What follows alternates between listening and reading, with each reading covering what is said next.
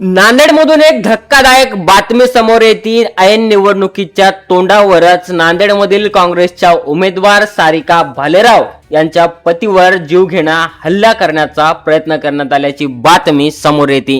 हा हल्ला जीवघेणा असून निवडणुकीच्या ऐन तोंडावरती हा हल्ला झाला, यामुळे नांदेडवरील वातावरण चिघळलेलं दिसून येत आहे। प्रभाग क्रमांक 1 मध्ये शिवाजी भालेराव यांच्यावर अज्ञातांकडून तलवारीने हल्ल्याचा प्रयत्न झाल्याची बातमी प्रसार माध्यमांमधून बाहेर येत आहे। नांदेडचे खासदार रवींद्र चव्हाण यांनी भालेराव कुटुंबियांची भेट घेतली असून यावर आता पोलीस तपास सुरू आहे।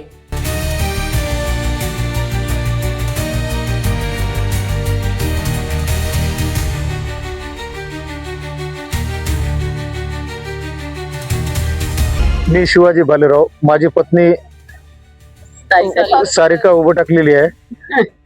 तोरड्यामधून आम्ही प्रभाग क्रमांक 1 चे आहोत, वंचित काँग्रेसचे उमेदवार आहोत। अचानक प्रचार संपला येऊन बसलो। बसल्याच्या नंतर अचानक 3 मोटरसायकलीवर हत्यार घेऊन तलवारी होत्या। एक गाड्या त्यानं एकदम आल्या तलवार मारा गेले। मी डिफेन्स मध्ये खुर्ची गेली, खुर्ची तुटली, तलवार कंप्लीट माझ्या मानावर बसू लागली। पडून मी अशी खुर्ची आडवी केली। मग नंतर काही जण पळत आले, मला वाचवलं। त्यांच्या चप्पल बुटी तर पडलं। कसा उभं टाक हे करतोस, उद्या प्रचाराला कसा निघतोस, तुझा बियाणी करून टाकू म्हणून मला म्हणले साहेब। सीसीटीव्ही फुटेज मध्ये तलवारी दिसायला, त्यांच्या सर्व दिसायले। कसं तू उद्या मतदान करतो निघतोस बाहेर, लय भाषण ठोकायलास हे करतोस म्हणून तुझा करता कांड म्हणून म्हणले।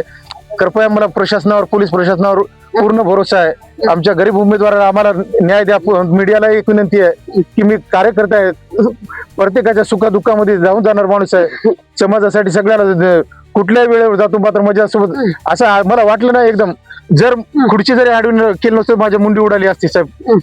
काय व्यक्तिगत कारण आहे? काही नाही, शंका आहे तुम्हाला? काय शंका म्हणावं साहेब की अशा प्रकारचं जर राजकारण आणि अशा प्रकारचं वृत्ती काही लोकांमध्ये असेल तर मग ह्याचा सर्वप्रथम मी निषेध करतो आणि निश्चितच याच्यावर लवकरात लवकर कडी कारवाई झाली पाहिजे आणि या कुटुंबाला संरक्षणही मतदानापर्यंत मिळालं पाहिजे अशी मी मागणी करतो। नांदेडमध्ये मोठ्या प्रमाणात गुन्हेगारी वृत्तीचे लोक वाढत आहे, त्यामुळे क्राईम वाढत आहे असं वाटतं। निश्चितच अशा प्रकारचे गुन्हेगारीचे वृत्तीचे लोक या ठिकाणी फिरताना दिसत आहेत, त्याच्यावरही लवकर आवर घातला पाहिजे आणि अशा लोकांना वेळीच आपण जर अटक केली तर योग्य मेसेज सर्व शहरामध्ये या ठिकाणी जाईल।